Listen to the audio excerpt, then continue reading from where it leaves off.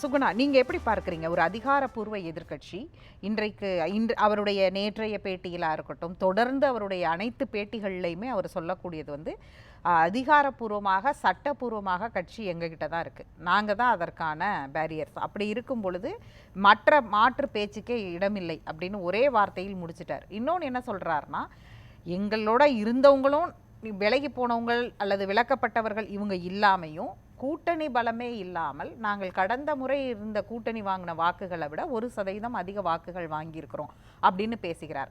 ID விங்குடன் பேசும்பொழுது நம்மளுடைய வழக்கமான வாக்கு வங்கி அதிமுகவுக்குன்னு ஒட்டுமொத்தமாக இருந்த வாக்கு வங்கியில் ஒரு 10% 15% குறைஞ்சிருக்கு அப்படிங்கிறதையும் அட்ரஸ் பண்ணுறார். அவருடைய இந்த பேச்சை நீங்கள் எப்படி பார்க்குறீங்க? அவர்கிட்ட என்ன மாதிரி அடுத்த கட்ட நகர்வு இருக்கும்? அதை எப்படி ஒரு அஃபீஷியல் ஆப்போசிஷன் பார்ட்டி எப்படி நகரணும்னு நீங்கள் பார்க்குறீங்க? இல்லை, அதிமுக பலவீனமடைந்திருக்குங்கிறது அது உண்மைதான், வெளிப்படையாகவே தெரியக்கூடிய ஒரு உண்மைதான். ஏன்னா தொடர்ச்சியாகவே வந்து நாடாளுமன்ற தேர்தல், சட்டமன்ற தேர்தல், உள்ளாட்சி தேர்தல்னு தோல்விகளை அடைந்து கொண்டு வந்திருக்காங்க.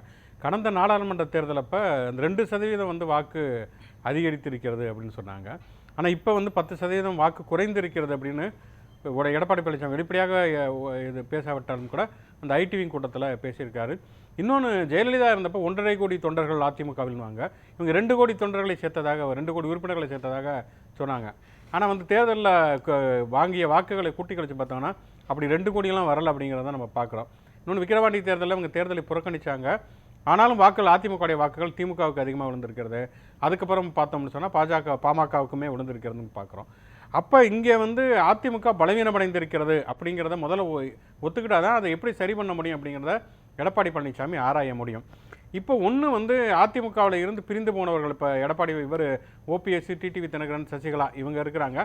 இவங்க ஓரளவுக்கு கணிசமான வாக்குகளை பாதித்திருக்கிறாங்கிறது உண்மைதான். ஆனால் அது மட்டும்தான் முழுமையான காரணம் அப்படின்னு நான் நினைக்கல. ஏன்னா அதிமுகவினுடைய வாக்குகளுடைய அடித்தளம் என்பது ஒன்று எம்ஜிஆர் ஜெயலலிதா மாதிரியான ஒரு தனிப்பட்ட ஆளுமை அல்லது ஒரு தனிப்பட்ட கவர்ச்சி, அதன் மூலம் வரக்கூடிய வாக்குகள். இன்னொரு பக்கம் பார்த்தோம்னு சொன்னால் அதிமுகவுக்கு எப்போதுமே நிரந்தரமாக இரட்டை இலையினால் இருக்கக்கூடிய வாக்குகள்.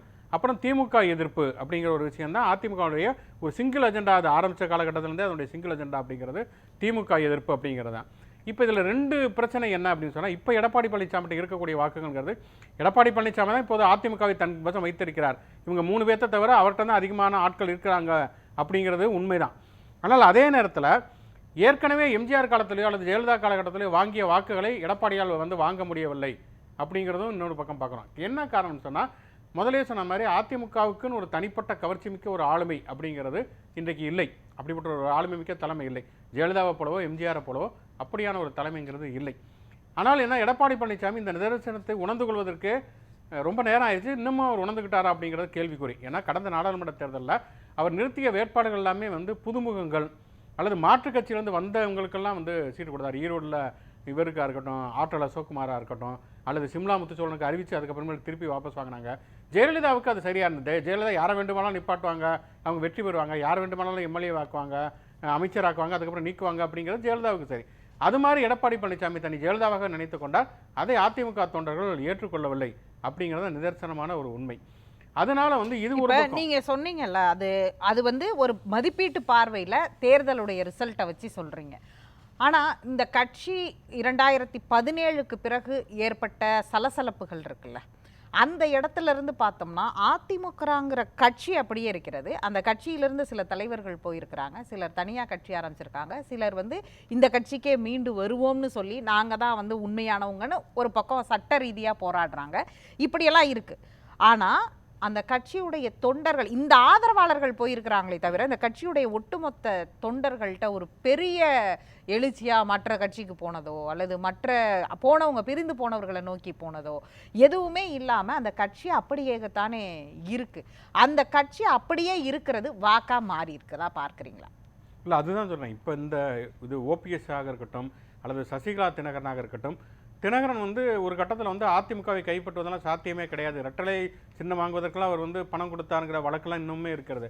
முடியலை அப்படின்னு சொல்லி தான் அவர் தனியாகவே ஒரு கட்சி ஆரம்பிச்சுட்டு போயிட்டார். ஆனால் இன்னமும் ஓபிஎஸ் வந்து போராடிட்டு இருக்கார். சசிகலா வந்து திடீர்னு வந்து ஒரு வைப்ரேஷன் மோடுக்கு வர்றாங்க, அதுக்கப்புறம் சைலண்ட் மோடுக்கு போயிடுறாங்க. ஆனாலும் எடப்பாடி பழனிசாமி தான் இவங்களையெல்லாம் ஜமாளித்து கட்சியை தன் பக்கம் வைத்திருக்கிறார் அப்படிங்கிறது உண்மைதான். ஆனால் அந்த அதிமுகவுக்குன்னு இருக்கக்கூடிய அந்த பெரும்பான்மையான வாக்குகள் இன்னைக்கு இருக்குதா அப்படிங்கிறதான் கேள்வி. ஏன்னா வந்து நான் இன்னொரு விஷயம் என்னன்னா, இப்போ திமுக எதிர்ப்பு தான் அதிமுகவுடைய பலம், அதுதான் அவங்களுடைய சிங்கிள் அஜெண்டாங்கிறப்ப அந்த காலகட்டம் வரைக்கும், இப்போ வந்து கலைஞர் இருந்த காலகட்டம் வரைக்குமே பார்த்தோம்னு சொன்னால் திமுக வெர்சஸ் அதிமுக, ஜெயலலிதா கலைஞர்லாம் இருந்த காலகட்டத்தில் திமுக வெர்சஸ் அதிமுக அப்படின்னு இருந்தப்ப திமுக எதிர்ப்பு வாக்குகள் அதிமுகவுக்கும், அதிமுக எதிர்ப்பு வாக்குகள் திமுகவுக்கும் வந்தது. ஆனால் இன்னைக்கு வந்து தமிழ்நாடு அரசியல் களத்தில் பார்க்குறோம்னா இருக்கக்கூடிய எல்லா கட்சிகளுமே திமுக எதிர்ப்பை தான் பேசுகின்றன. அப்போ திமுக எதிர்ப்பு வாக்குகள்ங்கிறது முழுமையாக அதிமுகவுக்கு போய் சேரலை. ஒரு பக்கம் பாஜகவும் அதை அறுவடை செய்கிறது அப்படிங்கிறத நம்ம பார்க்குறோம். நாம் தமிழர் கட்சி அறுவடை செய்கிறது. நாளைக்கு வரக்கூடிய விஜய் அவருமே திமுக எதிர்ப்பை தான் வந்து முன்வைக்க போகிறார். ஏன்னா வந்து 5 வருஷம் இவங்க தான் ஆட்சியில் இருந்திருக்கிறாங்க. அப்படிங்கிறப்போ ஒரு ஆன்டி இன்கம்பன்சி வாக்குகள் அப்படிங்கிறத விஜயுமே வந்து கணிசமான அளவில் வந்து அறுவடை செய்வதற்கான வாய்ப்புகள் இருக்கிறது. அப்போ தான் இங்கே வந்து அதிமுகவுக்கு இருக்கக்கூடிய ஒரு பிரச்சனைங்கிறது வருது. இன்னொன்று, அதிமுகவுக்குன்னு இருந்த பலங்கள் அப்படின்னு பார்த்தோம்னு சொன்னால் எம்ஜிஆர் ஜெயலலிதா காலகட்டத்தில் இப்போ வந்து தலித்துகளுடைய வாக்குகள் வந்து இருந்தது வந்து. ஆனால் இன்றைக்கி பார்த்தோன்னா விசிக்கு அதை வந்து கன்சாலிடேட் பண்ணி வச்சுருக்காங்க. அது திமுக கூட்டணிக்கு கணிசமான அளவு போகிறது. அருந்ததியுடைய வாக்குகள் அப்படிங்கிறது எம்ஜிஆர் காலகட்டத்தில் வந்து ரொம்ப கிட்டத்தட்ட வந்து அருந்ததி வாக்குகள் முழுக்கவே அதிமுகவுக்கு போன காலகட்டம்லாம் உண்டு.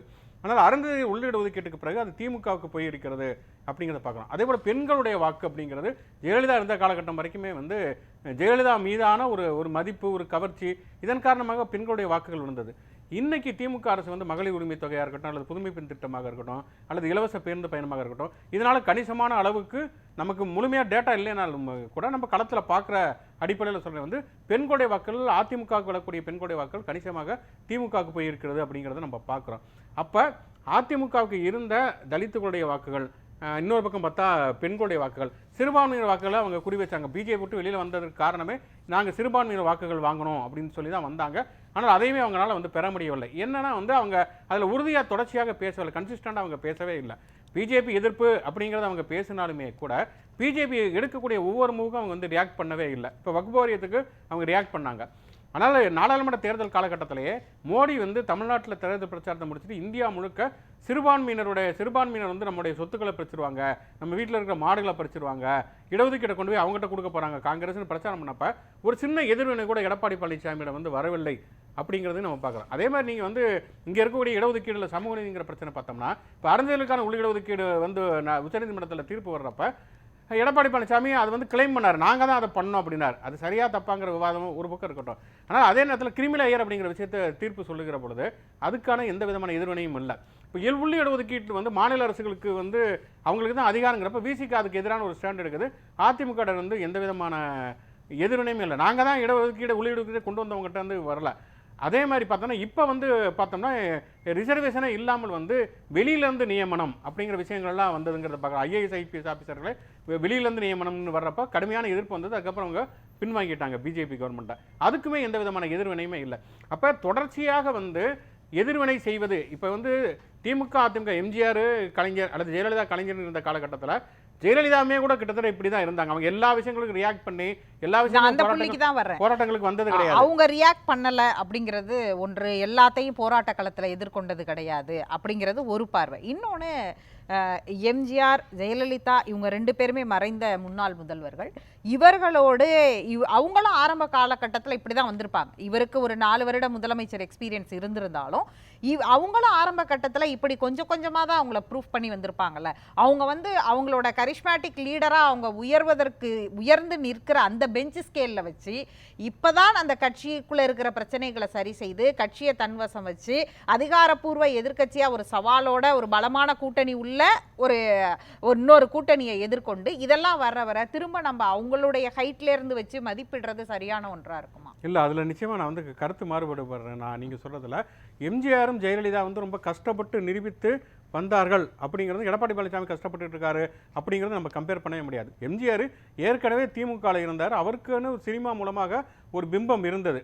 அதுக்கப்புறம் தான் அவர் அதிமுக ஆரம்பிக்கிறாரு. அவர் இருந்த திமுகவோட அதிகமான அளவுக்கான செல்வாக்கை அவரால் திரட்ட முடிந்தது. ஜெயலலிதாவை பொறுத்த வரைக்கும் அவங்களுக்கு ஏற்கனவே வந்து ஒரு சினிமா மூலமாக ஒரு செல்வாக்கு அப்படிங்கிறது இருந்தது. எம்ஜிஆருடைய இணையாக, எம்ஜிஆருக்கு அடுத்தபடியாக ஜெயலலிதா முன்னிறுத்தப்பட்ட காலகட்டம், அதற்கு எதிராக மூத்த ஆர் வீரப்பன் போன்றவர்கள்லாம் எதிர்ப்பு தெரிவித்ததுங்கிறது நீண்ட கால ஒரு ப்ராசஸாக இது இருந்தது. ஜெயலலிதாவையும் எம்ஜிஆரையும் வந்து தொடர்ச்சியாக அதிமுகவிற்கு யாரும் அறிமுகப்படுத்த தேவையில்லை, அப்படியே தான் இருந்தது. இதில் வந்து ஜெயலலிதா இருந்த வரைக்குமே ஓ பன்னீர்செல்வம் தான் முன்னிறுத்தப்பட்டார். அவர் 2 முறை வந்து முதலமைச்சராக அவர் வந்து முன்னிறுத்தப்பட்டார். ஜெயலலிதா இறந்ததற்கு பிறகு எடப்பாடி பழனிசாமிங்கிற ஒருத்தர் அதிமுகவிலேயும் சரி இல்லை அதிமுகவுக்கு வெளியிலேயும் சரி அவரை பற்றி பரவலாக அறியப்பட்டது அவர் வந்து முதல்வராக சசிகலாவால் அறிவிக்கப்பட்ட பின்னால் தான் வந்து அறிமுகப்படுத்தப்பட்டார். அவர் வந்து கண்டிப்பாக வந்து எம்ஜிஆருடையும் ஜெயலலிதாவுடையும் எந்த காலகட்டத்திலுமே ஒப்பிட முடியாது. ஒரு உதாரணத்துக்கு ஒரு குரூப் ஃபோட்டோ ஒன்று இருக்கும். ஜெயலலிதா வந்து தன்னோட அமைச்சர்களோட நிற்கிறது. அதில் கடைசி வரிசையில் கடைசி ஒரு ஆளாக தான் எடப்பாடி பழனிசாமியே நிற்பார். ஒரு புகழ்பெற்ற ஒரு ஃபோட்டோ. ஆனால் அப்படிப்பட்ட இடத்துல வந்து அவர் இன்னைக்கு வந்து கட்சியை தன் வசம் வச்சிருக்கிறாரு அப்படிங்கிறது குறிப்பிடத்தக்கது தான். ஆனால் அதே நேரத்தில் எம்ஜிஆருக்கும் ஜெயலலிதாவுக்கும் இருந்த ஒரு செல்வாக்கு கண்டிப்பாக எடப்பாடி பழனிசாமிகிட்ட இல்லை. அவர் வந்து ஸ்ட்ரகிள் பண்ண வேண்டிய அவசியம் இருக்கிறது. ஜெயலலிதாவை பொறுத்த வரைக்கும் அவங்க வந்து எல்லா இப்போ இது ஜெயலலிதாவுக்கும் கலைஞருக்கும் இருக்கக்கூடிய ஒரு வித்தியாசம் என்னன்னா 13 ஆண்டுகாலம் வந்து கலைஞர் வந்து எதிர்க்கட்சியாக இருந்தார். எம்ஜிஆர் தான் தொடர்ச்சியாக வெற்றி பெற்று இருந்தார். ஆனால் வந்து கலைஞர் வந்து தன்னோட கட்சியை உயிர்ப்போட இருக்கிறதுக்காக தொடர்ச்சியாக வந்து ஒர்க் பண்ணிக்கிட்டே இருந்தார். கூட்டங்கள் நடைபெறும், திருச்செந்தூர் நடைபெறணும், போராட்டம், அறிக்கைகள், அதே மாதிரி வந்து அவங்க கட்சிக்குள்ள இருக்கக்கூடிய அறிக்கை உள்விவகாரங்களையும் அவர் அம்பலப்படுத்தினார். ஜெயலலிதா ராஜினாமா கடிதத்திலிருந்து அனைத்து எல்லாவற்றையுமே வந்து அம்பலப்படுத்தினார். ஆனால் ஜெயலலிதா அதெல்லாம் பெருசாக எதுவுமே பண்ணவே இல்லை. அவங்க இப்ப இருக்கக்கூடிய அதிமுக அப்படி ஒரு அதிகாரப்பூர்வ எதிர்க்கட்சி அவ்வளவு வைப்ரண்டா பண்ணலையா? ஆளுங்கட்சி மீதான விமர்சனங்களை வைக்கலன்னு சொல்றீங்களா? இல்லை, அதுதான் இப்போ ஜெயலலிதாவை பொறுத்த வரைக்கும் அவங்களுக்கான ஒரு ஸ்பேஸ் எப்பயுமே இருந்துகிட்டே இருந்தது. அவங்க கடைசியில் ஒரு 6 மாசத்துல தான் அவங்க ஃபீல்டுக்கே வருவாங்க, ஒர்க் பண்ணுவாங்க, அவங்க பேசுவாங்க, அவங்க வந்து வாக்குகளை வாங்கினாங்கிறது அந்த காலகட்டம் என்பது முடிந்து போட்டு விட்டது. இப்போ எடப்பாடி பழனிசாமியை பொறுத்த வரைக்கும் ஒன்று திமுக எதிர்ப்பு அப்படிங்கிறது பங்கு போடுவதற்கு நிறைய பேர் உருவாயிட்டாங்க. அதில் நீங்கள் தாண்டி நீங்கள் அதை வந்து ஒரு ஸ்ட்ராங்காக ஒரு ஒரு ஒரு வலிமையாக வைப்பது அப்படிங்கிறது என்னவாக இருக்கிறது? இன்னொன்று நீங்கள் வந்து யார் வந்து உங்களுக்கு வந்து நம்பகமானவர்களாக இருக்க போகிறார்கள்? எந்த தளம், அதாவது மக்களுடைய எந்த ஆதரவத்தில் உங்களுக்கு நம்பி வந்து வாக்களிக்கப்படுறார்கள்? சிறுபான்மையினரா, தலித்துகளா, பெண்களா, பழங்குடியினரா, யார்? இன்னொன்று இளைஞர்கள் பற்றி பேசுகிறார். இன்றைக்கி வந்து இருக்கிற காலகட்டங்கிறத வேறு மாதிரியாக மாறிவிட்டது. இன்றைக்கி இருக்கக்கூடிய டிஜிட்டல் காலகட்டம், இன்றைக்கி இருக்கக்கூடிய 2K கிட்ஸு, இதெல்லாம் ஏற்றதை போல் அதிமுக தன்னை வந்து புதுப்பித்து கொண்டிருக்கிறதா அப்படிங்கிற கேள்வி இருக்குது. அப்படி புதுப்பித்து வந்து அவங்க போயிட்டாங்களா, அப்படி ஒரு டிஜிட்டல் பிளாட்ஃபார்மில் அவங்க போயிட்டாங்களா அப்படின்லாம் பார்த்தோம்னா அதெல்லாம் பெரிய அளவுக்கு இன்னும் பிஜேபி பண்ணுற அளவுக்கு, இன்னும் சொல்லப்போனால் இன்னுமே வந்து அரசியலுக்கு வராத தமிழக வெற்றி கழகம் பண்ணுற அளவுக்கு கூட அதிமுக வந்து பெரிய அளவில் வந்து இணையத்திலேயோ டிஜிட்டலையோ அவங்க பெருசாக பண்ணலை அப்படிங்கிறது தான் யதார்த்தமான ஒரு விஷயமாக இருக்குது. அதுக்கு ஒரு காரணம் சொல்லலாம், எங்களுடைய கட்சியுடைய பிரச்சனைகளை சமாளிக்கவே நேரம் சரியாக இருக்கிறது அப்படின்னு. ஆனால் அதே நேரத்தில் எல்லா கட்சிகளுமே அப்படியான இப்போ திமுகவை எடுத்துக்கிட்டோம்னா வைகோ பிரிஞ்சு போனப்பவே ஒரு மிகப்பெரிய அளவில் பாதிப்பு வந்து திமுகவுக்கு இருக்க தான் செஞ்சது. ஆனால் அதெல்லாம் ஜமாளித்து தான் வந்து தன்னுடைய கட்சியை வளர்த்தெடுத்த ஒரு விஷயம் இருந்தது. அப்படி ஒரு விஷயத்தை வந்து எடப்பாடி பழனிசாமி இன்னைக்கு செஞ்சிருக்கிறாரா அப்படிங்கிறதான் ஒரு மிகப்பெரிய கேள்விக்குறி அப்படின்னு நினைக்கிறேன்.